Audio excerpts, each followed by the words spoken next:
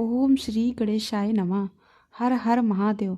प्रिय भक्तजनों, आज सुनिए शिव महापुराण कथा में कल से आगे का वृतांत। ब्रह्मा जी कहते हैं, नारद भगवान शंकर के अपने स्थान को चले जाने पर सखियों सहित पार्वती जी भी अपने रूप को सफल करके महादेव जी का नाम लेती हुई पिताजी के घर चली गईं। पार्वती जी का आगमन सुनकर मैना और हिमाचल दिव्य रथ पर आरूढ़ होकर हर्ष से विफल होकर उनकी अगवानी के लिए चले। पुरोहित पुरवासी अनेक सखियां तथा अन्य सब संबंधी भी आ पहुँचे। पार्वती जी के सारे भाई मैनाक आदि बड़ी प्रसन्नता के साथ जय जयकार करते हुए उन्हें घर ले आने के लिए गए। इसी बीच में पार्वती जी अपने नगर के निकट आ गईं। नगर में प्रवेश करते समय शिवा देवी ने माता पिता को देखा, जो अत्यंत प्रसन्न और हर्ष से विचलित होकर दौड़े चले आ रहे थे। उन्हें देखकर हर्ष से भरी काली ने सखियों सहित प्रणाम किया। माता पिता ने पूर्ण रूप से आशीर्वाद देकर पुत्री को हृदय से लगा लिया और ओ मेरी बच्ची ऐसा कहकर प्रेम से विवल होकर रोने लगे। इसके बाद घर की दूसरी स्त्रियां तथा भाभियों ने भी बड़ी प्रसन्नता के साथ प्रेम पूर्वक उन्हें भुजाओं में भरकर भेंटा। देवी, तुमने अपने कुल का उद्धार करने वाले उत्तम कार्य को अच्छी तरह सिद्ध किया है। तुम्हारे सदाचरण से अब सब लोग पवित्र हो गए। ऐसा कहकर सब लोग हर्ष के साथ पार्वती जी की भूरी भूरी प्रशंसा करते हुए उन्हें प्रणाम करने लगे। लोगों ने चंदन और सुंदर पुष्पों से शिवा देवी का सानंद पूजन किया। उस अवसर पर विमान पर बैठे हुए देवताओं ने पार्वती जी को नमस्कार करके उन पर पुष्पों की वर्षा करते हुए स्तुति की। ब्रह्मा जी कहते हैं, नारद, उस समय तुम्हें भी एक सुंदर रथ पर बिठाकर ब्राह्मण आदि सभी लोग नगर में गए। इसके बाद हेमवान प्रसन्न मन से सबका आदर सत्कार करके गंगा स्नान के लिए गए। इसी बीच में सुंदर लीला करने वाले भक्त वत्सल भगवान शंभु एक अच्छा नाचने वाला नट बनकर मेनका के पास गए। उन्होंने बाएं हाथ में सींग और दाहिने हाथ में डमरू ले रखा था। पीठ पर कथरी रख छोड़ी थी। लाल वस्त्र पहने हुए भगवान रुद्र नाच और गान में अपनी निपुणता का परिचय दे रहे थे। सुंदर नट का रूप धारण किए हुए भगवान शिव ने मेनका के पास बैठी हुई स्त्रियों की टोली के समीप सुंदर नृत्य किया और अत्यंत मनोहर नाना प्रकार के गीत गाए। उन्होंने कहा, सुंदर ध्वनि करने वाले श्रृंग और डमरू को भी बजाया तथा नाना प्रकार की बड़ी मनोहारिणी लीलाएं की। नटराज की उस लीला को देखने के लिए नगर के सभी स्त्री पुरुष और बालक और वृद्ध भी सहसा वहां आ पहुंचे। मुने उस सुमधुर गीत को सुनकर और उस उत्तम मनोहर नृत्य को देखकर वहां आए हुए सब लोग तत्काल मोहित हो गए। मैना भी मोहित हो गई। उधर पार्वती जी ने अपने हृदय में भगवान शंकर का साक्षात दर्शन किया। वे त्रिशूल आदि चिन्ह धारण किए अत्यंत सुंदर दिखाई देते थे।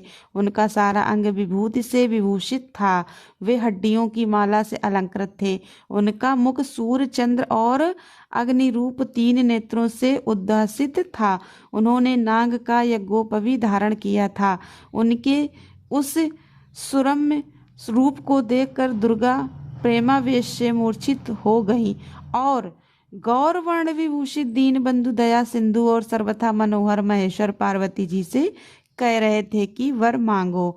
तब अपने हृदय में विराजमान महादेव जी को इस रूप में देखकर पार्वती जी ने उन्हें प्रणाम किया और मन ही मन यह वर मांगा कि आप मेरे पति हो जाइए। प्रीति युक्त हृदय से शिवा को वैसा कल्याणकारी वर देकर वे पुनः अंतर्देह हो गए और वहां पहले की तरह भिक्षा मांगने वाले नट बनकर उत्तम नृत्य करने लगे। उस समय मैना देवी सोने की थाली में रखे हुए बहुत से सुंदर रत्न लेकर उन्हें प्रसन्नता पूर्वक देने के लिए गई। उनका वह ऐश्वर्य देखकर भगवान शंकर मन ही मन बड़े प्रसन्न हुए, परंतु उन्होंने उन रत्नों को स्वीकार नहीं किया। वे भिक्षा में उनकी पुत्री शिवा को ही मांगने लगे और पहले की तरह नृत्य करने लगे।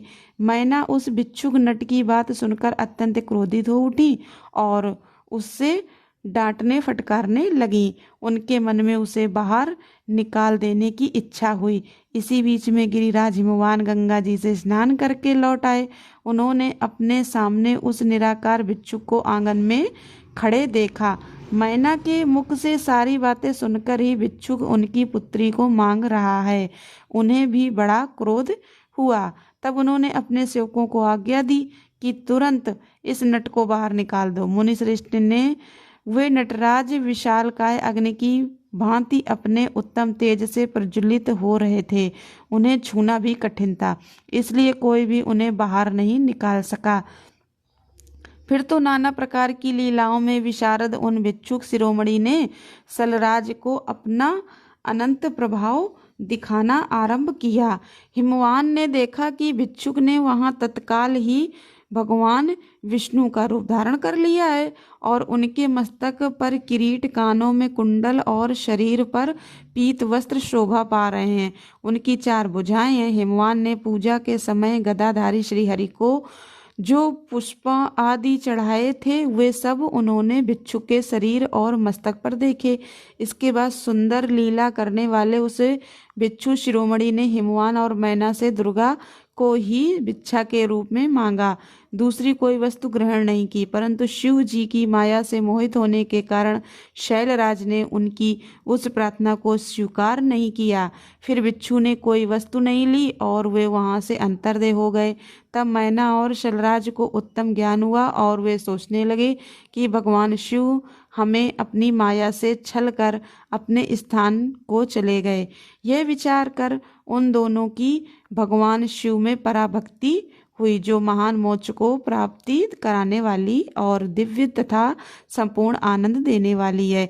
ब्रह्मा जी कहते हैं, नारद, ब्रह्मा जी नारद जी से बोले कि पार्वती जी की शिव जी में भक्ति देखकर इंद्र आदि देवता सोचने लगे कि हिमाचल कन्यादान करके दुर्लभ मोक्ष के अधिकारी बन जाएंगे, वह दिव्य रूप धारण करके शिवलोक में पहुंच जाएंगे। यह बात ठीक नहीं है। इतना सोचकर वे गुरु बृहस्पति की सेवा में गए और उन्हें पूरे समाचारों से अवगत कराया। बृहस्पति जी ने उन्हें बताया कि आप लोग इस प्रकार भगवान शिव की निंदा ना करें, वैसे भी यह तो मेरे वश की बात नहीं है। तब देवता गण ब्रह्मा जी के पास जाकर उनसे बोले कि हे ब्रह्मा जी, कोई ऐसा उपाय कीजिए जिससे हिमाचल शिव जी को कन्यादान ना कर सके। ब्रह्मा जी ने नाराज होकर कहा कि क्या मैं ऐसा करके नरकगामी बनूं? तुम स्वयं ही शिव जी के पास क्यों नहीं चले जाते, जिससे तुम्हारा मनोरथ पूरा हो जाए। तब सभी देवता स्वयं ही भगवान शंकर के पास जाकर उनसे बोले, हे प्रभु, हम आपकी शरण में आए हैं, और उनसे अपनी शंकाओं को बताया। भगवान शंकर ने उनकी बात मान ली और वे स्फटिक माला पहनकर वैष्णव रूपी सन्यासी बनकर हिमाचल की सभा में गए। वे वहां शिव जी की निंदा करने लगे। इसका परिणाम यह हुआ कि मैना और हिमाचल ने शिव जी को कन्यादान न करने का निश्चय किया। जब ब्राह्मण वेशधारी ने शिव जी की निंदा की तो मैना घबरा गई और उन्होंने पार्वती जी का विवाह शिव जी के साथ न करने का निश्चय कर लिया। वह बोली, मैं अपनी पुत्री को समुद्र में बहा सकती हूँ, परंतु शिव जी को अपनी कन्या नहीं दूंगी। इतना कहकर मैना विलाप करने लगी। उधर भगवान शिव ने कैलाश पर पहुंचकर सप्त ऋषियों को बुलाकर कहा कि मैं पार्वती की तपस्या से प्रसन्न हूँ और वह मेरी अर्धांगिनी बनने योग्य है, परंतु हिमाचल इसके लिए तैयार नहीं है। तुम वहां जाकर हिमाचल और मैना को समझाओ, जिससे वे पार्वती का विवाह मेरे साथ कर दें। सप्तऋषि हिमाचल के पास गए। हिमाचल ने सप्तऋषियों का आदर सत्कार किया, उन्हें आसन प्रदान करके उनके पधारने का कारण पूछा। सप्तऋषि बोले, हे हिमाचल, तुम पार्वती जी का हाथ भगवान शंकर को सौंप दो। शंकर भगवान त्रिलोकी के पिता हैं और माता पार्वती हैं, इससे तुम्हारा जीवन सफल हो जाएगा। हिमाचल बोले, आप सत्य कह रहे हैं, परंतु अभी अभी एक वैष्णव ब्राह्मण ने आकर मुझे उनके दोषों से अवगत कराया है, जिसके कारण पार्वती की माता मैना को भवन में बैठी हैं। उनका विचार है कि अब किसी भी कीमत पर उनके साथ उनकी अपनी बेटी का विवाह नहीं करना है। यह सुनकर सप्तऋषियों ने अरुंधति को मैना के पास समझाने के लिए भेजा। देवी अरुंधति ने मैना को समझाया और पार्वती जी तथा शिव जी के विषय में यथार्थ ज्ञान से परिचित कराया। ऋषियों ने भी हिमाचल को समझाया कि शिव जी को अपना दामाद बनाकर जीवन को सफल बनाओ। उन्होंने समझाया कि ब्रह्मा और विष्णु उनके ही अंग हैं और धनपति कुबेर उनके सेवक हैं। यदि तुमने प्रेम पूर्वक कन्यादान न किया तो वे बल प्रयोग करके तुम्हारी कन्या को अपनी पत्नी बना लेंगे। पार्वती तो जन्म जन्मांतर से उनकी ही पत्नी है। ऋषियों ने हिमाचल को बताया। राजा अनर्न ने भयभीत होकर अपनी कन्या ब्राह्मण को देकर अपनी तथा अपने परिवार की रक्षा की थी। राजा अरण्य का नाम सुनकर हिमाचल ने ऋषियों से उनकी पूरी कथा सुनाने का आग्रह किया। वशिष्ठ मुनि ने बताया कि 14वें मनु का नाम सांवर्णी था। उन्हीं के वंश में राजा अनर्न हुए थे। वे भगवान शिव के अनन्य भक्त थे। वे 7 द्वीपों के अधिपति थे। उन्होंने भृगु जी को अपने कुल का आचार्य बनाकर 100 यज्ञ किए। उनके 5 रानियां थीं। उनके 100 पुत्र तथा 1 पुत्री थी। पुत्री का नाम पद्या था, जो लक्ष्मी के समान सुंदर थी। एक बार पिपलाद ऋषि ने एक व्यक्ति को जंगल में अपनी स्त्री के साथ विहार करते देखा। उसे देखकर ऋषि के मन में काम वासना जागृत हो गई। उनके मन में भी स्त्री प्राप्त करने की इच्छा होने लगी। एक दिन ऋषि विपलाद ने पुष्पभद्रा नदी पर राजा अनर्न की कन्या पद्या को देखा और वे उस पर मोहित हो गए। आसपास के व्यक्तियों ने उनकी हंसी उड़ाते हुए कहा कि यह तो राजा की कन्या है, आप उनसे अपने लिए मांग लो। लोगों की बात सुनकर ऋषि लज्जित हो गए।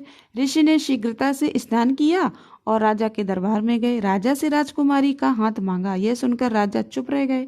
कुछ देर बाद राजा से ऋषि ने फिर कहा कि अपनी पुत्री का विवाह मुझसे कर दो, नहीं तो कुल सहित तुम्हारा नाश कर दूंगा। मुनि के धमकाने पर राजा रोने लगा। राजा विचारने लगा कि इस बूढ़े ऋषि को कन्या कैसे दी जा सकती है। उसी समय राजपुरोहित तथा राजगुरु वहां आए। उन्होंने राजा को समझाया कि कन्या का विवाह तो करना ही है, अतः कुल की रक्षा के लिए इस ब्राह्मण को ही कन्या दे दी जाए। राजा ने राजगुरु के समझाने पर अपनी कन्या का हाथ ऋषि को पकड़ा दिया। पद्या के साथ ऋषि पिपलाद विवाह करके अपने आश्रम पर चले गए। राजा भी राज्य को त्याग कर वन को चले गए। इस गम में रानी की मृत्यु हो गई और राजा का बड़ा बेटा कीर्तिमान राज्य करने लगा। हे हिमाचल, जिस तरह अनर्न ने मुनि को कन्या देकर अपने कुल की रक्षा की थी, अतः तुम भी अपनी कन्या को शिव जी को देकर सभी देवताओं को अपनी अधीन कर लो। राजा हिमाचल पिपलाद की कथा सुनकर आगे की कथा जानने की इच्छा करने लगे कि ऋषि पिपलाद और पद्या का जीवन किस प्रकार व्यतीत हुआ। तब वशिष्ठ मुनि ने बताया कि पिपलाद मुनि अत्यंत वृद्ध थे। उनके मुंह के दांत टूट चुके थे, मुख पर झुर्रियां पड़ रही थीं, कमर भी झुक गई थी, चलने से पांव कांपते थे। वृद्ध मुनि पिपलाद पद्या के साथ अपनी कुटिया पर जीवन बिताने लगे। एक दिन पद्या श्रवणदाता नदी पर स्नान करने के लिए गई। वहां पर उसकी परीक्षा लेने के लिए धर्मराज एक सुंदर राजकुमार का रूप धर कर आए। वे पद्या से बोले, हे सुंदरी, तुम तो महारानी बनने के योग्य हो। तुम पिपलाद मुनि के लायक नहीं हो और यह बूढ़ा ऋषि तो अधिक समय तक जीवित भी नहीं रहेगा, इसलिए इस बूढ़े को छोड़कर मेरे साथ चलो। इतना कहकर वह पद्या का हाथ पकड़ने को आगे बढ़ा। पद्या क्रोध में भरकर उससे बोली, हे पापी दुष्ट राजकुमार, दूर हट, तुमंत हो रहे हो। मैं एक पतिव्रता नारी हूँ, यदि तू मुझे बुरी दृष्टि से देखेगा तो नष्ट हो जाएगा। पद्या के इस श्राप को सुनकर धर्मराज अपने असली रूप में प्रकट होकर बोले, मैं तो तुम्हारी परीक्षा लेने आया था। मैं तो हमेशा पर स्त्रियों को अपनी माता समझता हूँ। अब आपने मुझे श्राप दे दिया, अब मेरा क्या होगा। तब पद्या बोली, हे धर्मराज महाराज, आपने ऐसा क्यों किया। मेरा श्राप असत्य नहीं हो सकता, क्योंकि पतिव्रता नारी का श्राप कभी झूठा नहीं होता। चाहे आकाश, तारे, वायु, पृथ्वी आदि नष्ट हो जाएं, अस्तु धर्म, तुम 4 पद वाले बनोगे। सतयुग में 4, त्रेता में 3 और द्वापर में 2 पाद रहेंगे। कलयुग में तुम्हारा एक भी पाद नहीं होगा। कलयुग के पश्चात फिर से सतयुग आने पर तुम्हारे 4 पाद हो जाएंगे। यह सुनकर धर्मराज प्रसन्न हो गए और पद्या से कहा, हे पतिव्रता पद्या, तुम धन्य हो। तुम्हारा अपने पति के चरणों में प्रेम हमेशा बना रहे। अब मेरे आशीर्वाद से तुम्हारा पति यौवन को प्राप्त करेगा और उनका यह यौवन स्थिर रहेगा। वे मार्कंडे ऋषि की तरह दीर्घायु वाले बनेंगे। तुम्हें अपने पति से 10 पुत्र प्राप्त होंगे। इस प्रकार पद्या को आशीर्वाद देकर धर्म चले गए और पद्या ने घर आकर अपने पति को युवक रूप में पाया और फिर बहुत वर्षों तक सुख प्राप्त करके 10 पुत्रों को जन्म दिया। इस कथा को सुनकर हिमाचल सप्तऋषियों से बोले, हे ऋषियों, अब मेरे मन का संदेह समाप्त हो गया है। मेरी प्रत्येक वस्तु, धन संपत्ति, स्त्री पुत्र कन्या और मेरा शरीर सब कुछ शिव जी के चरणों में अर्पित है। अब मैं पार्वती का विवाह शिव जी के साथ करने को तैयार हूँ। यह मेरा दृढ़ संकल्प समझो। तब सप्तऋषि आनंद मगन होकर पार्वती जी तथा हिमाचल को आशीर्वाद देकर देवी अरुंधति के साथ भगवान शंकर के पास कैलाश पर लौट आए। शिव जी को उन्होंने समस्त समाचारों से अवगत कराया और उनसे कहा कि अब आप विवाह की तैयारी करें और इस विवाह में समस्त देवताओं को निमंत्रण भेजें। सप्तऋषियों के चले जाने के बाद इधर हिमाचल ने गर्ग मुनि से लग्न पत्रिका लिखवाकर भगवान शंकर के यहाँ भिजवाई। भगवान शंकर ने लग्न पत्रिका बनाने वाले पुरोहित का उचित आदर सत्कार किया। इसके पश्चात हिमाचल ने विवाह की सामग्री एकत्रित की और मंदराचल, चित्रकूट, त्रिकूट, विंध्याचल, अस्ताचल, उद्याचल, श्रीगरी, वेकंठ आदि पर्वत तथा गंगा आदि सभी नदियां हिमाचल के यहाँ निमंत्रित होकर उपस्थित हुई। हिमाचल ने उनका आदर सत्कार करके उन्हें उचित स्थानों पर ठहराया। इसके पश्चात हिमाचल ने विश्वकर्मा जी को बुलाकर आगंतुकों के ठहरने के लिए भवन बनवाए। विश्वकर्मा जी ने विवाह मंडप की अनोखी रचना की। विवाह मंडप 10,000 योजन लंबा चौड़ा था, जो 4,000 कोस तक फैला हुआ था। उस मंडप में विश्वकर्मा जी ने तरह तरह के स्थावर, जंगम, पुष्प, स्त्री पुरुष, श्री विष्णु, इंद्रदेव, नंदीश्वर, लक्ष्मी जी आदि की मूर्तियां बनाई, जो रत्नों से जड़ित स्वर्ण से बनाई हुई थी। वहां जल में, थल में और थल में जल की भ्रांति होती थी। उसे देखकर दर्शकों का मन भी प्रफुल्लित हो जाता था। कैलाश पर भगवान शंकर ने लग्न पत्रिका के अनुसार रीति रिवाज करके नारद जी को बुलाकर कहा, हे नारद, तुम मेरी ओर से श्री ब्रह्मा, श्री विष्णु, सब देवताओं, मुनियों, सिद्धों, ऋषियों और गंधर्वों आदि को विवाह का निमंत्रण स्वयं देकर आओ और उनसे कहना कि वे सब अपने अपने वाहनों पर परिवार सहित विवाहोत्सव में शामिल हों। निमंत्रण पाने पर श्री ब्रह्मा, श्री विष्णु देवता आदि सभी अपने अपने वाहनों पर सवार होकर कैलाश पहुंच गए। इसके बाद लोकाचार रीतियां की गईं तथा शिव जी का श्रृंगार किया गया। उनके तीसरे नेत्र ने मुकुट का कार्य किया, चंद्रमा का तिलक धारण किया। कंठ में पड़े सर्पों ने फलों को ऊंचा उठाकर कानों में कुंडल का कार्य किया। शरीर पर भस्म लगाई गई। बागंबर और मृग चर्म को वस्त्रों की जगह धारण किया। इसके बाद श्री विष्णु ने कहा, अब आप गूढ़े सुना विधि से विवाह करें, जिससे आगे भी लोक में इस विधि का अनुसरण हो सके। शिव जी ने ऐसा ही किया। इसके पश्चात ब्राह्मणों ने स्वस्तिक वाचन किया तथा मांगलिक कार्य करके शिव जी ने ब्राह्मणों को नमस्कार किया और बारात को सजाकर प्रस्थान किया। महादेव जी ने अपने नंदीश्वर इत्यादि गणों को चलने की आज्ञा दी और कुछ के यहाँ रक्षा के लिए ठहरा दिया। उस समय गणों के स्वामी असंख्य गणों को साथ लेकर चले।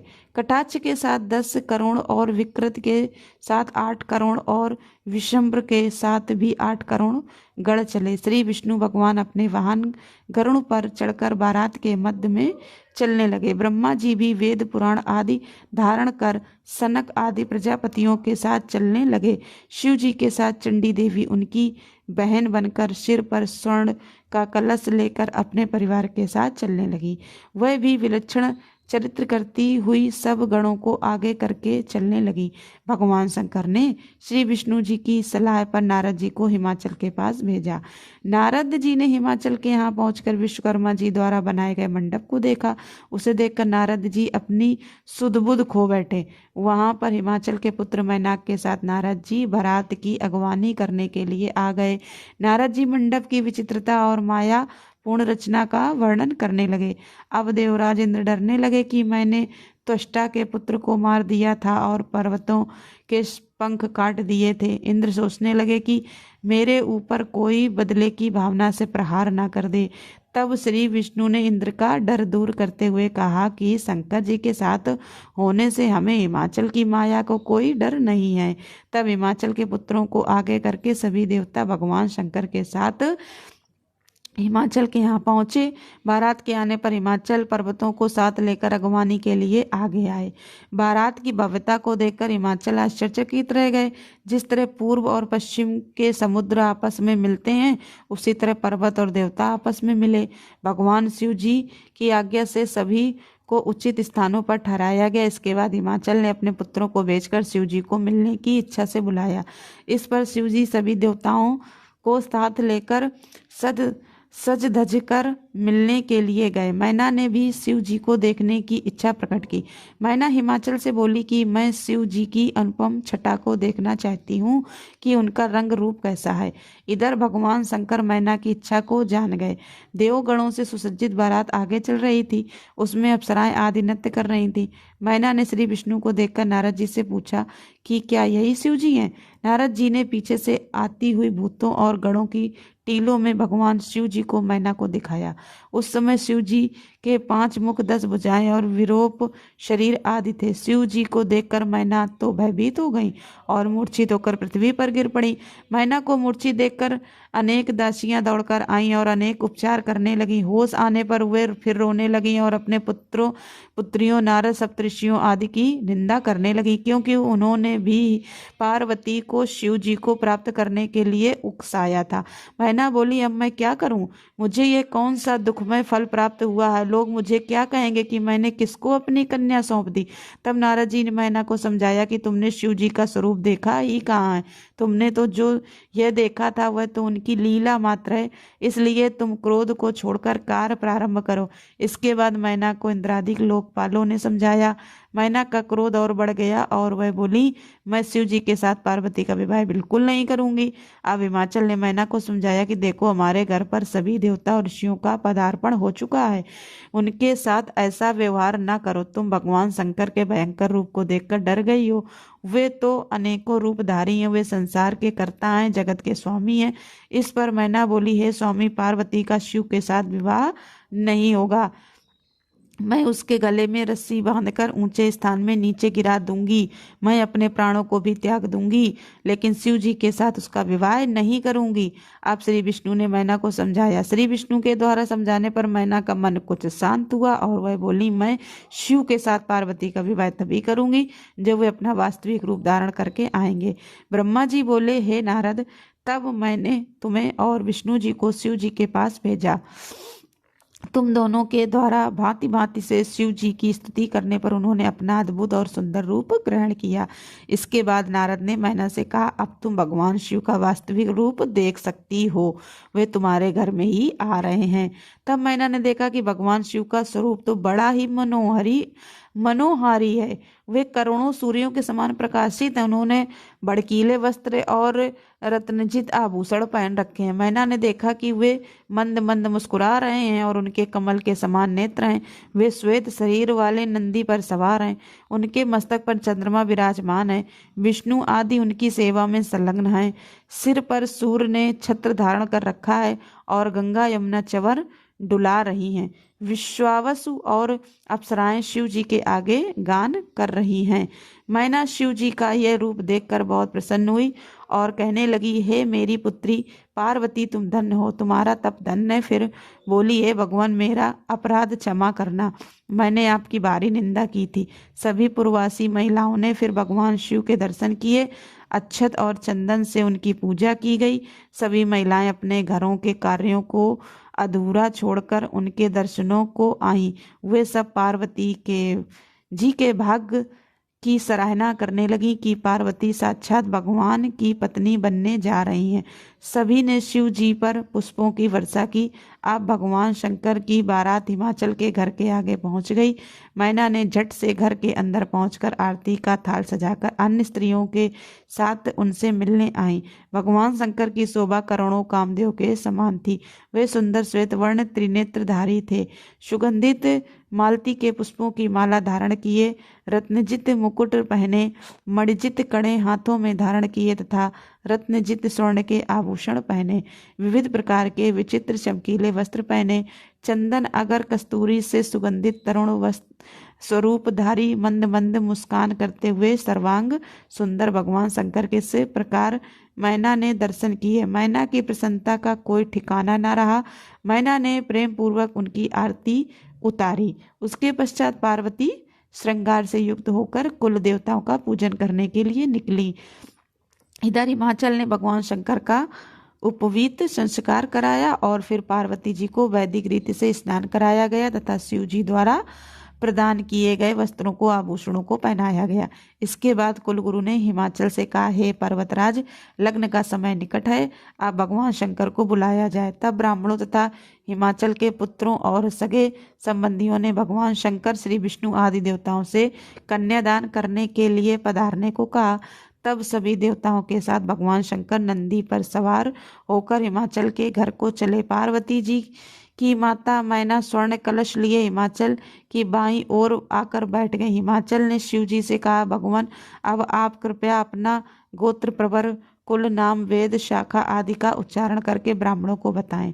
यह सुनकर नारद जी ने वीणा की झंकार करके हिमाचल से कहा कि इनका कुल गोत्र आदि क्या पूछते हो? यह तो जगत के पिता हैं, कर्ता हैं। इनका कुल और गोत्र तो नाद ही है। शिव स्वयं नादमय हैं और नाद स्वयं शिवमय है। इन दोनों में कोई अंतर नहीं है।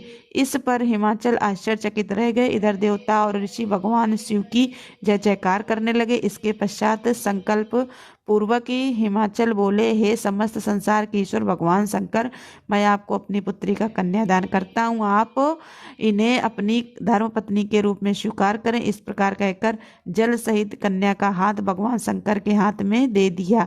तभी आकाश में जय जयकार की ध्वनि गूंजने लगी, अप्सराएं नाचने लगी। हिमाचल ने रत्न, आभूषण, गौएं, दासियां, हाथी, रथ आदि वस्तुएं दहेज में प्रदान की। सभी मुनिजन और देवता शिव जी, पार्वती जी का अभिनंदन करने लगे। ब्रह्मा जी ने नारद जी को बताया। इसके बाद मेरी आज्ञा से ब्राह्मणों ने अग्नि स्थापना कराया। ऋग्वेद, यजुर्वेद, सामवेद आदि वेदों से हवन कराया। पार्वती जी के भाई मैना ने पार्वती जी को खीलें दी। इसके बाद मर्यादा के अवतार अग्नि परिक्रमा अर्थात भावनें करने लगे। ब्रह्मा जी ने कहा, नारद, इसके बाद शिव जी की आज्ञा से मुनियों सहित मैंने शिव शिवा विवाह का शेष कार्य प्रसन्नता पूर्वक पूरा किया। फिर उन दोनों दंपति के मस्तक पर अभिषेक हुआ। ब्राह्मणों ने उन्हें आदर पूर्वक ध्रुव का दर्शन कराया। इसके बाद हृदयालंबन का कार्य हुआ। फिर बड़े उत्साह के साथ स्वास्तिवाचन किया गया। इसके पश्चात ब्राह्मणों की आज्ञा से शिव ने शिवा के सिर में सिंदूर दान किया। उस समय गिरिराज नंदिनी उमा की शोभा अद्भुत और अवर्णीय हो गई। फिर ब्राह्मणों के आदेश से वे शिव दंपति एक आसन पर विराजमान हो भक्तों के चित्त को आनंद देने वाली शोभा पाने लगे। इस प्रकार विधि पूर्वक उस वैवाहिक यज्ञ के पूर्ण को हो जाने पर भगवान शिव ने मुझ लोक सृष्टा ब्रह्मा को पूर्ण पात्र दान किया। फिर शंभु ने आचार्य को गोदान किया। मंगलदायक जो बड़े बड़े दान बताए गए हैं वे भी सहज से संपन्न किए गए और फिर बहुत से ब्राह्मणों को पृथक पृथक 100 स्वर्ण मुद्राएं दी। करोड़ों रत्न दान दिए गए और अनेक प्रकार के द्रव्य बांटे। उस समय सब देवता तथा दूसरे दूसरे चराचर जीव मन में बड़े प्रसन्न हुए और जोर जोर से जय जयकार की ध्वनि होने लगी। सब और मांगलिक शब्द और गीत होने लगे। वाद्यों की मनोहर ध्वनि सबके आनंद को बढ़ाने लगी। इसके बाद श्री विष्णु, मैं, देवता, ऋषि तथा अन्य सब लोग गिरिराज से आज्ञा लेकर बड़ी प्रसन्नता के साथ शीघ्र ही अपने अपने डेरे में चले आए। उस समय हिमालय नगर की स्त्रियां आनंद मगन हो शिव और पार्वती को लेकर कोहबर में गईं। वहां उन सब ने आदर पूर्वक वर वधू से लोकाचार का संपादन कराया। उस समय उन नूतन दंपत्ति को देखने के लिए 16 दिव्य नारियां बड़े आदर के साथ शीघ्रता पूर्वक वहां आईं। उनके नाम इस प्रकार हैं: सरस्वती, लक्ष्मी, सावित्री, गंगा, अदिति, शची, लोपा, मुद्रा, अरुंधति, अहिल्या, तुलसी, स्वाहा, रोहिणी, पृथ्वी, शत्रुपा, संज्ञा तथा रथ। ये देवगणाएं तथा मनोहारिणी देवकन्या, नाग कन्या और मुनि कन्याएं भी वहां आ पहुंची। उन्होंने जितनी स्त्रियां उपस्थित थीं उन सब की गणना करने में कौन कौन समर्थ है। उनके दिए हुए रत्नमय सिंहासन पर भगवान शिव प्रसन्नता पूर्वक बैठे। उस समय उन्होंने शिव जी से नाना प्रकार की विनोदपूर्ण बातें कही। इसके बाद प्रसन्नचित्त हुए महेश्वर ने अपने पत्नी के साथ मिष्टान भोजन और आचमन करके कपूर डाला हुआ पान खाया। इसी अवसर पर अनुकूल समय जान प्रसन्न हुई। रति कामदेव की भस्म एक पोटली में लेकर भगवान शिव जी की शरण में आकर कहने लगी, हे प्रभु, आपके इस विवाह से समस्त चराचर जगत तथा सभी स्त्रियां प्रसन्न हो रही हैं, फिर मैं ही बिना पति के क्यों दुखी रहूं। रति ने रुदन प्रारंभ कर दिया। उनके रुदन से द्रवित होकर सरस्वती, लक्ष्मी आदि स्त्रियां शिव जी से पार्वती करने लगी कि कामदेव को पुनर्जीवित कर दें, इससे आप भी रति विहार का सुख प्राप्त कर सकेंगे। उनकी प्रार्थना सुनकर भगवान शंकर की दृष्टि उस पोटली पर पड़ी जिसमें कामदेव की भस्म थी। भगवान शिव की कृपा दृष्टि पड़ते ही कामदेव जीवित हो गए। कामदेव ने उठकर भगवान शिव के चरणों में प्रणाम किया। शिव जी ने कामदेव से वरदान मांगने को कहा। तब कामदेव ने कहा, प्रभु, आप मुझे अपने चरणों की भक्ति प्रदान करें और आपके भक्तों में मेरा अनुराग बना रहे। शिव जी बोले, मैं अब तुम पर अति प्रसन्न हूँ। अब तुम निर्भय होकर विचरण करो और श्री विष्णु के पास बैठो। हिमाचल के प्रेम और आदर सत्कार को देखकर भगवान शिव अति प्रसन्न हुए और उनसे बोले, हे हिमाचल, तुम धन्य हो, तुम धर्म की मूर्ति हो। तुम्हारे पास रहते बहुत दिन हो गए हैं, अब मैं जाना चाहते हैं। परंतु हिमाचल ने भगवान शिव को 2 दिन के लिए और रोक लिया। फिर 2 दिन के पश्चात सप्तऋषियों के द्वारा देवताओं ने हिमाचल से कहलवाया कि भगवान शंकर ने आज अब जाने का निश्चय कर लिया है तथा देवता भी अपने अपने निवास स्थान को जाना चाहते हैं। तब मैना ने शिव जी को बुलाकर पार्वती जी को उन्हें भेंट किया और बोली कि मेरी पुत्री पार्वती आपकी जन्म जन्मांतरों की दासी है, यह आपकी सेवा करती रहेगी, इसका ध्यान रखना। इससे आपकी निंदा में बहुत व्याकुलता होती है, इसे संसार का आपके अतिरिक्त और कोई ज्ञान नहीं है। इतना कहकर मैना की आंखों में आंसू आ गए और इस पर भगवान शंकर ने मैना को बार बार समझाया। फिर सप्तऋषियों के कहने पर हिमाचल ने मैना से पार्वती जी को विदा करने के लिए कहा। मैना ने पार्वती जी का श्रृंगार किया। इसके बाद एक ब्राह्मण पत्नी ने पार्वती जी को स्त्री धर्म समझाया कि पत्नी को प्रतिदिन पति के बाद भोजन करना चाहिए, पति के शयन करने के बाद पश्चात सोना चाहिए, पति से कभी मुंह चोरी न करें, पति की आज्ञा का पालन करें, पतिव्रता को कभी द्वार पर नहीं खड़े होना चाहिए, पराये घर में बिना कारण नहीं बैठना चाहिए, पति के काम की वस्तुओं को संभाल कर रखें, घर के कामकाज में चतुर होना चाहिए, पति की आज्ञा के बिना तीर्थ यात्रा पर न जाएं, पति की आज्ञा लेकर ही उपवास रखना चाहिए, सोते उठते बैठते कभी भी पति को ना सताएं, वृद्ध, रोगी, धनहीन या गरीब पति कैसा भी हो उसका त्याग न करें तथा पति की निंदा न करें, शूद्र और व्याभिचारिणी स्त्रियों से सदैव दूर रहें, दुख अथवा सुख किसी भी स्थिति में पति से विमुख न रहें, पति को श्री विष्णु ब्रह्मा महेश से बड़ा समझें, पति से कभी ऊंची आवाज में न बोलें। इसी तरह सास ससुर जेठ जेठानी आदि बड़ों से कभी भी ऊंची आवाज में न बोले और न जोर से हंसना चाहिए। हे पार्वती, तीनों देवों श्री ब्रह्मा, विष्णु और महेश की प्रार्थना कर अत्रि मुनि की पत्नी से श्राप द्वारा वराह से मरे हुए एक ब्राह्मण को पुनर्जीवित कर दिया था। तुम तो सर्वश्रेष्ठ हो तथा संसार का कल्याण करने वाली हो, तुम सब जानती हो। यह शिक्षा तो मैंने लोकोपचार के लिए दी है। इस पर ब्राह्मणी उपदेश देकर तथा उन्हें आशीर्वाद देकर वहीं पर बैठ गई। और फिर इसके बाद मैना ने पार्वती जी को पालकी में बैठाकर विदा किया। सबने पार्वती जी को आशीर्वाद प्रदान किया। हिमाचल तथा मैना ने पार्वती जी को आशीर्वाद देकर अमूल्य आभूषण और धन तथा वस्त्र आदि प्रदान किए। इसके पश्चात हिमाचल ने भगवान शिव को प्रणाम किया और श्री विष्णु आदि देवों से गले लगकर मिले। फिर सबको कुछ दूर तक छोड़ने गए तथा देवताओं से आज्ञा लेकर हिमाचल घर को लौट गए।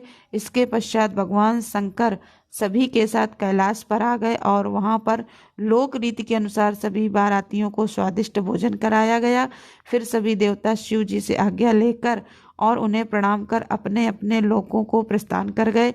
इस प्रकार भगवान शिव का देवी पार्वती जी के साथ कैलाश गमन हुआ।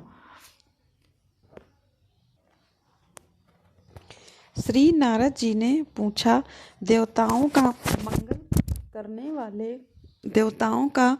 मंगल करने वाले देव परमात्मा शिव तो सर्वसमर्थ हैं।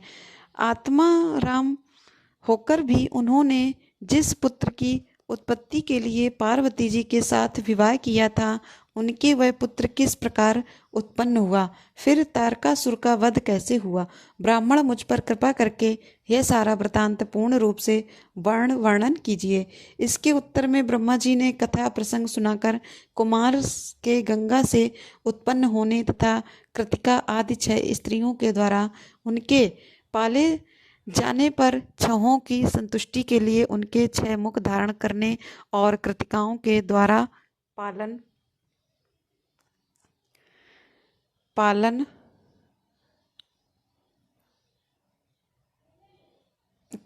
करने के तीनों कृतिकाओं के द्वारा पाले जाने के कारण कार्तिकेय नाम होने की बात कही।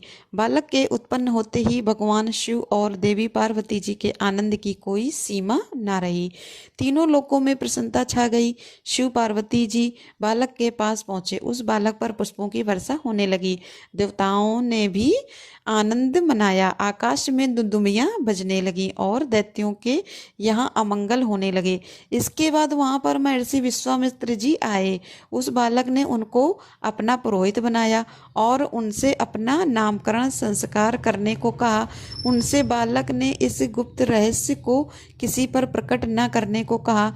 तब विश्वामित्र जी ने उस बालक का नामकरण संस्कार किया और उस बालक का नाम कार्तिकेय रखा। इसके बाद वहाँ श्वेत नामक एक अन्य ऋषि आए। उन्होंने कुमार का स्नेह से आलिंगन और चुम्बन किया तथा उन्हें शक्ति और शस्त्र प्रदान किए। उन्हें लेकर कुमार क्रौंच पर्वत पर चढ़कर शिखर पर पहुंच गए। स्वर्ग में जाकर उन्हें 6 कृतिकाएं मिली, जिन्होंने कुमार को प्रेम पूर्वक अपना दूध पिलाया। कुमार ने अपने 6 मुखों से उनका स्तनपान किया। उन्होंने कुमार का प्रेम पूर्वक पालन पोषण किया तथा दिव्य वस्त्र आभूषण पहनाए। बहुत समय बीत जाने पर पार्वती जी ने शिव जी के उस पार्वती जी के उस तेज से उत्पन्न बालक के विषय में उनसे पूछताछ की। उनसे पार्वती जी को पता चला कि उस तेज से एक सुंदर बालक का जन्म हुआ है और स्वर्ग में कृतिकाएं उसका पुत्रवत पालन पोषण कर रही हैं। कुमार असंख्य वीर गणों के साथ नंदीश्वर के साथ माता कृतिकाओं से आज्ञा लेकर शिव जी से मिलने चल दिए। उसी समय कार्तिकेय कुमार को लेने के लिए एक दिव्य रथ को भेजा, जिसका निर्माण विश्वकर्मा जी ने किया था। कुमार कार्तिकाओं को समझाकर अध्यात्म ज्ञान देकर उस रथ में बैठकर शिव जी से मिलने चल पड़े। उन्होंने वहां पहुंचकर पिता शिव जी तथा माता पार्वती जी को प्रणाम कर देवताओं की वंदना की। समस्त गंगा आदि नदियां कुमार को देखने आईं। वह वहां पर आकर माता पार्वती की गोद में खेलने लगे। पार्वती जी ने पुत्र का उत्सव मनाया। शिव जी ने वेद मंत्रों द्वारा उनका अभिषेक किया। तब त्वष्टा ने श्री हरि की आज्ञा से उनके लिए सुंदर नगर और महल का निर्माण कराया। कुमार अब उस महल में आनंद पूर्वक रहने लगे। एक बार स्वामी कार्तिकेय जी के पास नारद नाम का एक ब्राह्मण आया। उसने कुमार से कहा कि मेरा यज्ञ का बकरा कहीं चला गया है, इस कारण मेरा यज्ञ अधूरा रह गया है। आप सामर्थ्यवान हैं, अतः आप खोज करवाकर मेरे यज्ञ को पूर्ण कराने की कृपा दृष्टि करें। कुमार ने अपना एक गण बकरे को ढूंढकर लाने के लिए भेजा। वह गण विष्णु लोक से बकरे को ढूंढकर ले आया। वहां पर बकरे ने भारी उपद्रव मचा रखा था। स्वामी कार्तिकेय उस पर सवार हो गए। बकरे ने क्षण भर में ही सारी पृथ्वी की परिक्रमा करा दी। इसके बाद वह पूर्व स्थान पर आकर खड़ा हो गया। इस पर ब्राह्मण ने कहा, हे प्रभु, इस बकरे को मुझे दे दो जिससे मेरा यज्ञ पूर्ण हो सके। कुमार बोले, हे ब्राह्मण, यह बकरा वध करने योग्य नहीं है, अतः तुम्हें यह नहीं मिलेगा, परंतु मेरे आशीर्वाद से तुम्हारा यज्ञ इसके बिना ही पूर्ण हो जाएगा। यह सुनकर ब्राह्मण अपने घर को चला गया। ब्रह्मा जी ने नारद जी से पूछा, बोले कि जब देवताओं और असुरों में विनाशकारी युद्ध शुरू हुआ तो दैत्येंद्र तारक ने अपनी परम शक्ति को इंद्र पर चला दिया। इससे इंद्र घायल होकर अपने हाथी ऐरावत से नीचे गिर पड़े। अपनी रण कुशलता से असुरों ने सभी लोकपालों को परास्त कर दिया तथा देवताओं को मार मार कर भगा दिया। असुर सिंहनाद करने लगे, बड़ा भारी कोलाहल मच गया। यह दृश्य देखकर वीरभद्र क्रोधित हो गए। वे वीर गणों को साथ लेकर तारक के निकट जाकर भीषण युद्ध करने लगे। इस युद्ध में त्रिशूल, पास, दृष्टि, खड़ग, फरसा और पटिस आदि का प्रयोग हुआ। वीरभद्र ने असुर तारक को घायल कर दिया। वह मूर्छित होकर पृथ्वी पर गिर पड़ा। इसके बाद महाकौतिक तारक ने वीरभद्र को युद्ध भूमि से भगा दिया। देवता भी भागने लगे। अब भगवान विष्णु तारक से युद्ध करने के लिए उन्होंने उस पर गदा, चक्र आदि से प्रहार किया। ब्रह्मा जी कुमार कार्तिकेय के पास जाकर बोले, हे पुत्र, इस तारक को मेरा वरदान प्राप्त है कि उसे शिव, श्री विष्णु आदि कोई नहीं मार सकता। आप इससे युद्ध कीजिए, क्योंकि यह तुम्हारे अतिरिक्त किसी दूसरे से नहीं मर सकता है। मेरी बात सुनकर कुमार कार्तिकेय उल्का के समान चमकती अपनी शक्ति को लेकर चल दिए। उन्हें देखकर तारक भी शक्ति उड़ाकर प्रहार करते हुए बोला, अरे मूर्खों, तुम लोगों ने इस बालक को मरने के लिए मेरे सामने क्यों भेज दिया? ऐसा करते तुम्हें शर्म नहीं आई? विष्णु तो हमेशा से ही निर्लज्ज तथा छली और अविवेकी रहा है। इंद्र भी ऐसा ही है। मेरे द्वारा इस बालक के मारे जाने पर इसके वध का पाप तो इन दोनों को ही लगेगा। हे बालक, अगर तुझे अपने प्राण बचाने हो तो मेरे सामने से भाग जा। देवराज इंद्र और श्री विष्णु की इस निंदा से तारक का बल क्षीण हो गया। इसी समय इंद्र ने अपने वज्र से तारकासुर को पृथ्वी पर गिरा दिया और तारकासुर ने क्षण मात्र में ही उठकर इंद्र को ऐरावत से नीचे गिरा दिया। अब भगवान विष्णु ने तारक से युद्ध किया, परंतु तारकासुर महाकाल के समान चमकने लगा। कुमार कार्तिकेय शिव जी के चरणों का स्मरण करके उठे और अपने असंख्य वीरों के साथ दुष्ट असुर तारकासुर का वध करने का उपाय सोचने लगे। देवताओं ने उनकी जय जयकार की, ऋषियों ने उनकी स्तुति की। दैत्य तारकासुर और कुमार कार्तिकेय में भयानक युद्ध होने लगा। दोनों वीर हाथ में शक्ति लेकर युद्ध करने लगे। दोनों के शरीर घायल हो गए। फिर कुमार ने शिव जी और माता पार्वती जी को मन ही मन प्रणाम करके एक प्रबल शक्ति असुर पर फेंकी, जिससे वह विदीर्ण होकर पृथ्वी पर गिर पड़ा और मृत्यु को प्राप्त हुआ। अब तो चारों ओर आनंद छा गया। माता पार्वती जी ने स्नेहवश कुमार को गोद में उठा लिया और उनका मुख चूमने लगी। इसके बाद कुमार ने क्रौंच पर्वत को पीड़ित करने वाले दैत्य बाणासुर का वहीं बैठे बैठे बाण से संहार कर दिया। इस पर शेष के पुत्र कुमार ने कुमार की बहुत प्रशंसा की। नारद जी ब्रह्मा जी से बोले कि आपने कुमार कार्तिकेय का चरित्र सुनाया, अब कृपा करके गणेश जी का चरित्र भी सुनाइए। तब ब्रह्मा जी बोले, एक बार पार्वती जी की सखियां जया विजया ने कहा कि हे माते शंकर भगवान के तो असंख्य गण हैं, परंतु उन पर हमारा कोई अधिकार नहीं चलता, इसलिए हमारे भी कुछ गण होने चाहिए। आप उनकी रचना कीजिए। एक दिन माता पार्वती जी स्नान कर रही थी। द्वार पर नंदीश्वर बैठे थे। उसी समय शिव जी घर के भीतर आ गए। इससे पार्वती जी बड़ी लज्जा महसूस हुई। पार्वती जी को सखी की कही हुई बात स्मरण हो आई कि अपने भी गण होने चाहिए। इस पर वे स्नान करते हुए शरीर के उपडन से एक सुंदर पुरुष बनाने लगी। जब पुरुष बन गया तो उसे वस्त्र पहनाकर द्वार पर बैठा दिया गया और उससे कहा कि मेरी आज्ञा के बिना कोई भी अंदर न आने पाए, और उससे कहा कि तुम मेरे पुत्र हो, और उसका नाम गणेश रखा। जब गणेश द्वार पर बैठ गए तब शिव जी अंदर आने लगे। इस पर गणेश जी ने शिव जी को अंदर जाने से रोक दिया और कहा कि माता जी अभी स्नान कर रही हैं, उनकी आज्ञा के बिना कोई भी अंदर न आने पाए। यह बात सुनकर भगवान शंकर तो क्रोधित हो गए। शिव जी के गण वहां से गणेश जी को हटाने आए। गणेश जी ने उन गणों से निर्भय होकर कहा कि मेरा विरोध करना अच्छा नहीं है, तुम सब यहाँ से भाग जाओ। गणों ने कहा हम सब शिव जी के गण हैं। इस पर गणेश जी ने क्रोध होकर कहा कि तुम शिव जी के गण हो तो मैं माता पार्वती का गण हूँ। शिव जी के गण निराश होकर लौट गए, परंतु शिव जी ने अपने गणों को पुनः कहकर भेजा कि द्वार पर कोई भी हो उसे वहां से हटा दिया जाए। परंतु इस बार भी गणेश जी ने उन्हें घुड़क दिया। पार्वती जी ने बाहर शोर सुना तो उन्होंने अपनी सहेली को भेजा कि जाकर देखो बात क्या है।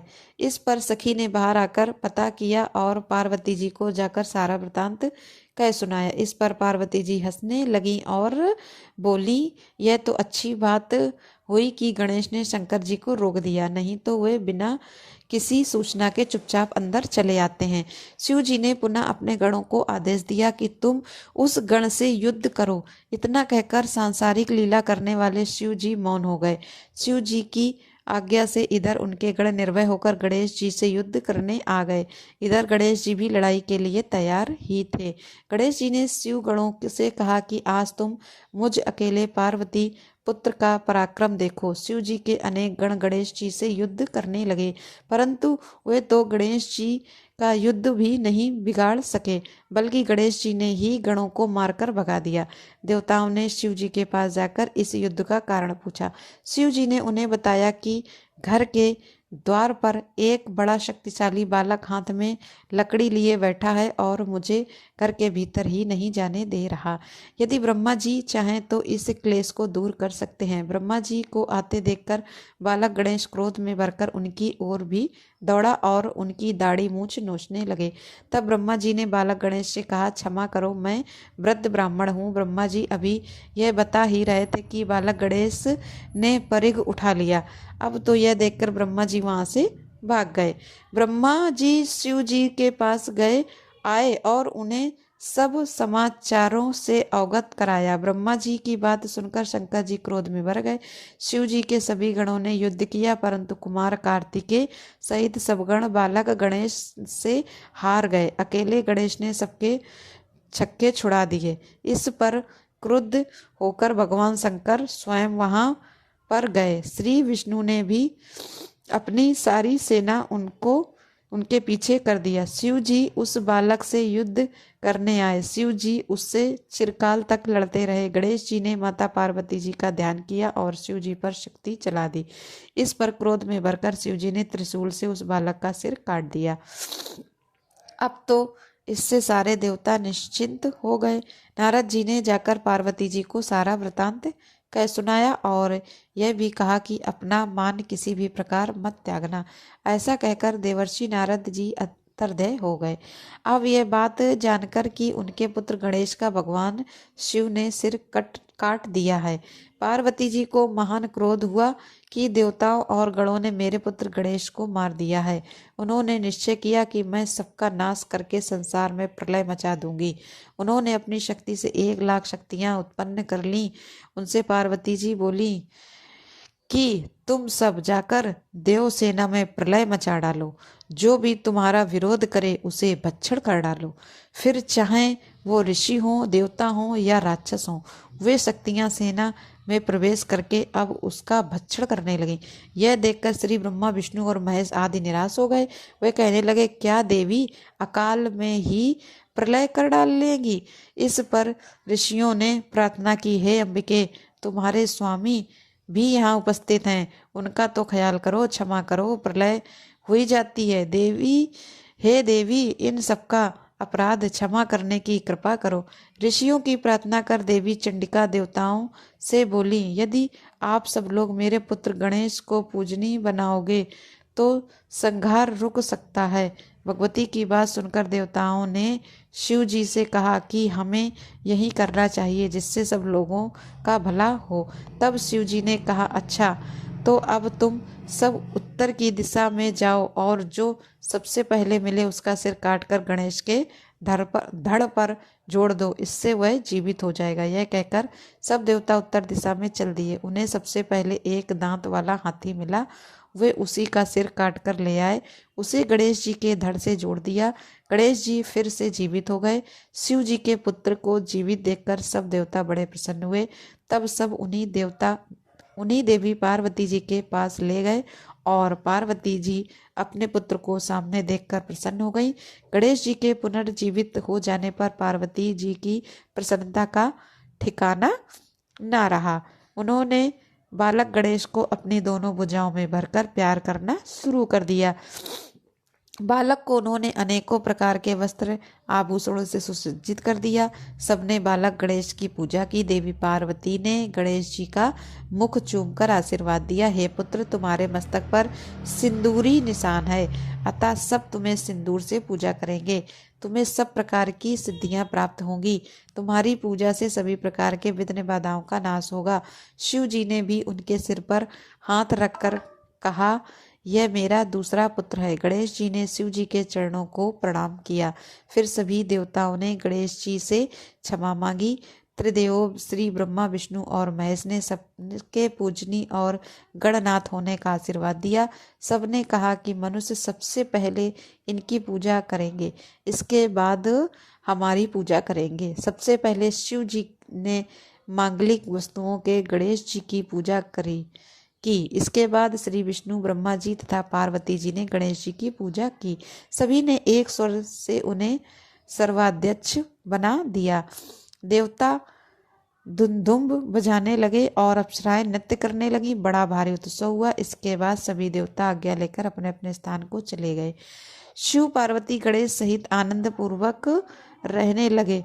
जो भी व्यक्ति इस मंगलदायक कथा को सुनेगा या पढ़ेगा, उन्हें गणेश जी की कृपा से सर्वांगल तथा मनोरथ प्राप्त होंगे। नारद जी ने कहा, तात, मैंने गणेश जी के जन्म संबंधी अनुपम वृतांत तथा परम पराक्रम से विभूषित उनका दिव्य चरित्र भी सुन लिया। सुरेश्वर, उसके बाद कौन सी घटना घटी उसका वर्णन कीजिए, क्योंकि पिताजी शिव जी और पार्वती जी का उज्जवल यश महान आनंद प्रदान करने वाला है। ब्रह्मा जी ने कहा, मुनिश्रेष्ठ, तुम तो बड़े कारुणिक हो, तुमने बड़ी उत्तम बात पूछी है। ऋषि सप्त, अच्छा, अब मैं उसका वर्णन करता हूँ, तुम ध्यान लगाकर सुनो। विपेंद्र शिव जी और पार्वती जी अपने दोनों पुत्रों की बाल लीला देख के कर महान प्रेम में मगन होने लगे। पुत्रों का लाड़ प्यार करने के कारण माता पिता का सुख दिनों दिन बढ़ता जाता था और वे दोनों कुमार प्रीति पूर्वक आनंद के साथ तरह तरह की लीलाएं किया करते थे। मुनीश्वर, वे दोनों बालक स्वामी कार्तिकेय और गणेश भक्ति पूरित चित्त से सदा माता पिता की परिचर्या किया करते थे। इससे माता पिता का महान स्नेह कुमार कार्तिकेय और गणेश जी पर शुक्ल पक्ष के चंद्रमा की तरह दिन प्रतिदिन बढ़ता ही गया। एक समय शिव और शिवा दोनों प्रेम पूर्वक एकांत में बैठकर यूं विचार करने लगे कि हमारे ये दोनों पुत्र अब विवाह के योग्य हो गए हैं। अब इन दोनों का शुभ विवाह कैसे संपन्न हो। हमें तो जैसे सणानंद प्यारा है वैसे ही गणेश भी है। ऐसी चिंता में पढ़कर वे दोनों लीलावश आनंद मगन हो गए। मुने माता पिता के विचार को जानकर उन दोनों पुत्रों के मन में भी विवाह की इच्छा जाग उठी। अब वे दोनों पहले मैं विवाह करूंगा ऐसा कहते हुए एक दूसरे से विवाद करने लगे। तब जगत के अधीश्वर वे दोनों दंपत्ति पुत्रों की बात सुनकर लौकिक आचार का आश्रय ले परम विस्मय को प्राप्त हुए। कुछ समय बाद उन्होंने अपने दोनों पुत्रों को बुलाया और उनसे इस प्रकार कहा, सुपुत्रों, हम लोगों ने पहले ही एक ऐसा नियम बना रखा है जो तुम दोनों के लिए ही सुखदायक होगा। अब हम यथार्थ रूप से उसका वर्णन करते हैं। तुम लोग प्रेम पूर्वक सुनो। प्यारे बच्चों, हमें तो तुम दोनों पुत्र समान ही प्यारे हो, किसी पर विशेष प्रेम हो ऐसी तो कोई बात नहीं है। अतः हमने तुम लोगों के विवाह के लिए विषय में एक ऐसी शर्त बनाई है जो दोनों के लिए ही कल्याणकारी है, और यह शर्त यह है कि जो सारी पृथ्वी की परिक्रमा करके पहले लौट आएगा उसी का शुभ विवाह पहले किया जाएगा। ब्रह्मा जी कहते हैं, मुनि माता पिता की यह बात सुनकर शरजन्मा महाबली कार्तिकेय तुरंत ही अपने स्थान से पृथ्वी की परिक्रमा करने के लिए चल दिए, परंतु अगाध बुद्धि संपन्न गणेश जी वहीं खड़े रह गए और वे अपनी उत्तम बुद्धि का आश्रय ले बारंबार मन में विचार करने लगे कि अब मैं क्या करूं, कहाँ जाऊं। परिक्रमा तो मुझसे हो ही नहीं सकेगी, क्योंकि कोस भर चलने के बाद आगे तो मुझसे चला जाएगा नहीं। फिर सारी पृथ्वी की परिक्रमा करके मैं कैसे सुख प्राप्त कर सकूंगा। ऐसा विचार कर गणेश जी ने जो कुछ किया उसे सुनो। उन्होंने अपने घर लौटकर विधि पूर्वक स्नान किया और माता पिता से इस प्रकार कहा, पिताजी और माताजी, मैंने आप लोगों की पूजा करने के लिए यहाँ 2 आसन स्थापित किए हैं। आप कृपया इन दोनों आसन पर विराजमान होइए और मेरा मनोरथ पूर्ण कीजिए। ब्रह्मा जी कहते हैं, मुने गणेश जी की बात सुनकर पार्वती जी और परमेश्वर उनकी पूजा ग्रहण करने के लिए आसन पर विराजमान हो गए। तब गणेश जी ने उनकी विधि पूर्वक पूजा की और बारंबार प्रणाम करते हुए उनकी 7 बार प्रदक्षिणा की। पुत्र गणेश जी तो बुद्धि सागर थे ही, वे हाथ जोड़कर प्रेम मगन माता पिता की बहुत प्रकार से स्तुति करके बोले, हे माता जी, पिताजी, आप लोग मेरी उत्तम बात सुनिए और शीघ्र मेरा शुभ विवाह कर दीजिए। ब्रह्मा जी कहते हैं, मुने महात्मा गणेश जी के ऐसे वचन सुनकर वे दोनों माता पिता वहां बुद्धिमान गणेश जी से बोले, बेटा तू पहले काननों सहित इस सारी पृथ्वी की परिक्रमा तो करके आ। कुमार गया हुआ है, तू भी जा और उससे पहले लौटकर आ, तब तेरा विवाह पहले कर दिया जाएगा। ब्रह्मा जी कहते हैं, मुन नियम परायण गणेश जी माता पिता की ऐसी बातें सुनकर कुपित हो तुरंत बोल उठे, हे माता जी और पिताजी, आप दोनों सर्वश्रेष्ठ धर्म रूप और महान बुद्धिमान हैं, इसलिए धर्मानुसार मेरी बात सुनिए। मैंने 7 बार पृथ्वी की परिक्रमा की है, फिर आप लोग ऐसी बातें क्यों कर रहे हैं। ब्रह्मा जी कहते हैं, मुन शिव पार्वती जी तो बड़े लीलानंदी ही ठहरे। वे गणेश जी का कथन सुन लौकिक गति का आश्रय लेकर बोले, पुत्र तूने समुद्र पर्यंत विस्तार वाली बड़े बड़े कानूनों से युक्त इस सप्तद्वीपवती विशाल पृथ्वी की परिक्रमा कब कर ली, बता तो सही। ब्रह्मा जी कहते हैं, मुने, जब शिव पार्वती जी ने ऐसा कहा तब उसे सुनकर महान बुद्धि संपन्न गणेश जी बोले, माता जी और पिताजी, मैंने अपनी बुद्धि से आप दोनों शिव पार्वती जी की पूजा करके प्रदक्षिणा कर ली, अतः मेरी समुद्र पर्यंत पृथ्वी की परिक्रमा हो गई। धर्म के संग्रह भूत वेदों और शास्त्रों में जो ऐसे वचन मिलते हैं वे सत्य हैं अथवा असत्य वे वचन हैं कि जो पुत्र माता पिता की पूजा करके उनकी प्रदक्षिणा प्रदान करता है उसे पृथ्वी परिक्रमा जनित फल सुलभ हो जाता है। जो माता पिता को घर छोड़कर तीर्थ यात्रा के लिए जाता है वह माता पिता की हत्या से मिलने वाले पाप का भागी होता है, क्योंकि पुत्र के लिए माता पिता का चरण सरोज ही महान तीर्थ है। अन्य तीर्थ तो दूर जाने पर प्राप्त होते हैं, परंतु धर्म का साधन भूत यह तीर्थ तो पास में ही सुलभ है। पुत्र के लिए माता पिता और स्त्री के लिए पति, यह दोनों सुंदर तीर्थ घर में ही वर्तमान हैं। ऐसा जो वेद शास्त्र निरंतर उद्घोषित करते रहते हैं उसे फिर आप लोग असत्य कर दीजिए, और अगर वह सत्य हो जाएगा तो निसंदेह वेद भी तो असत्य हो जाएंगे और वेद द्वारा वर्णित आपका यह स्वरूप भी झूठा ही तो माना जाएगा। इसलिए या तो शीघ्र ही मेरा शुभ विवाह कर दीजिए या फिर यूं कह दीजिए कि वेद शास्त्र झूठे हैं। आप दोनों धर्म स्वरूप हैं, अतः भली भांति विचार करके इन दोनों में जो भी परमोत्तम लगे उसे प्रयत्न पूर्वक करना चाहिए। ब्रह्मा जी कहते हैं, मुन, तब जो बुद्धिमानों में श्रेष्ठ उत्तम बुद्धि संपन्न तथा महान ज्ञानी हैं वे पार्वती नंदन गणेश जी इतना कहकर चुप हो गए। उधर वे दोनों पति पत्नी जगदीश्वर शिव पार्वती जी गणेश जी की वचन सुनकर परम विस्मित हुए। इसके बाद वे गणेश जी की प्रशंसा करते हुए बोले कि बेटा तू महान आत्मबल से संपन्न है, इसी से तुझमें निर्मल बुद्धि उत्पन्न हुई है। तूने जो बात कही है वह बिल्कुल सत्य है, अन्यथा नहीं है। दुख का अवसर आने पर जिसकी बुद्धि भ्रष्ट हो जाती है उसका दुख उसी प्रकार विनष्ट हो जाता है, जैसे सूर्य के उदय होते ही अंधकार। जिसके पास बुद्धि है वही बलवान है, बुद्धि हीन के पास बल कहाँ। पुत्र, वेद शास्त्र और पुराणों में बालक के लिए धर्म पालन की जैसी बात कही गई है वह सब तूने पूर्ण कर ली। तूने जो बात की है वह दूसरा कौन कर सकता है। हमने तेरी बात मान ली, अब इसके विपरीत नहीं करेंगे। ब्रह्मा जी कहते हैं, नारद ऐसा कहकर उन दोनों ने बुद्धि सागर गणेश जी को सांत्वना दी और फिर वे उनके विवाह के संबंध में उत्तम विचार करने लगे। इसी समय जब प्रसन्न बुद्धि वाले प्रजापति विशुप को शिव जी के उद्योग का पता चला तब उस पर विचार करके उन्हें परम सुख प्राप्त हुआ। उन प्रजापति विशुप के दिव्य रूप संपन्न और सर्वांग शोभना दो सुंदरी कन्याएं थी जिनका नाम सिद्धि और बुद्धि था। भगवान शंकर और गिरजा ने उन दोनों के साथ हर्षपूर्वक गणेश जी का विवाह संस्कार संपन्न कराया। उस विवाह के अवसर पर संपूर्ण देवता प्रसन्न होकर पधारे। उस समय शिव जी और पार्वती जी का जैसा मनोरथ था उसी के अनुसार विश्वकर्मा जी ने वह विवाह किया। उसे देखकर ऋषियों और देवताओं को परम हर्ष प्राप्त हुआ। मुनि गणेश जी को भी उन दोनों पत्नियों के मिलने से जो सुख प्राप्त हुआ उसका वर्णन नहीं किया जा सकता। कुछ समय के बाद उन दोनों पत्नियों से दो दिव्य पुत्र उत्पन्न हुए। उनमें गणेश पत्नी सिद्धि के गर्भ से छम नामक पुत्र पैदा हुआ और बुद्धि के गर्भ से जिस परम सुंदर पुत्र ने जन्म लिया उसका नाम लाभ हुआ।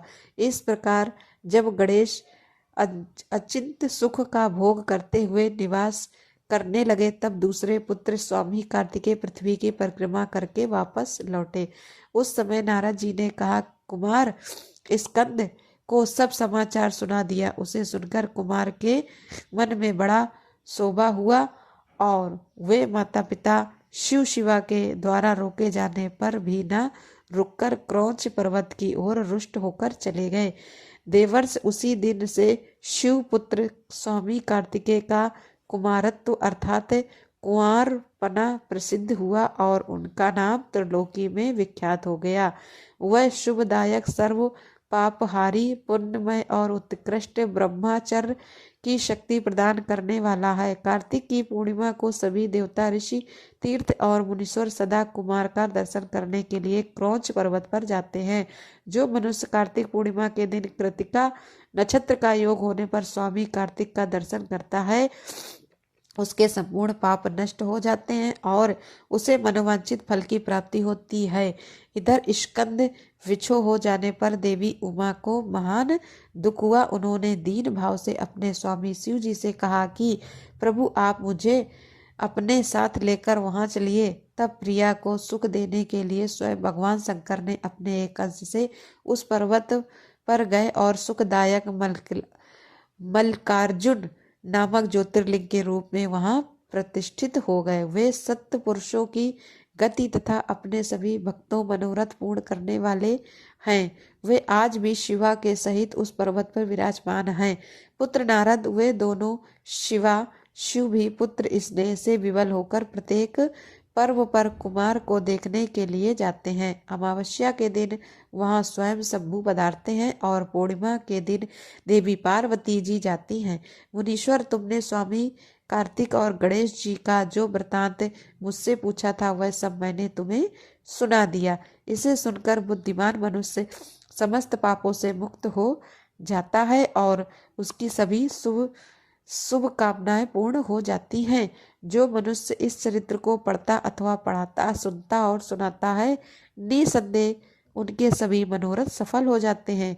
यह अनुपम आख्यान पापनाशक, कीर्तिप्रद, सुखवर्धक, आयु बढ़ाने वाला, स्वर्ग की प्राप्ति कराने वाला, पुत्र पौत्र की वृद्धि करने वाला, मोक्षप्रद, शिव जी के उत्तम ज्ञान का प्रदाता, शिव पार्वती में प्रेम उत्पन्न करने वाला और शिव भक्ति वर्धक है। यह कल्याण कारक शिव जी के अद्वैत ज्ञान का दाता है और सदा शिवमय है। अतः मोक्ष कामी और निष्काम भक्तों को सदा इसका श्रवण करना चाहिए। प्रिय भक्तजनों, इस प्रकार शिव महापुराण कथा का आज का प्रसंग समाप्त हुआ। इसके आगे का वृतांत आप सभी कल सुनिएगा। हर हर महादेव दोस्तों।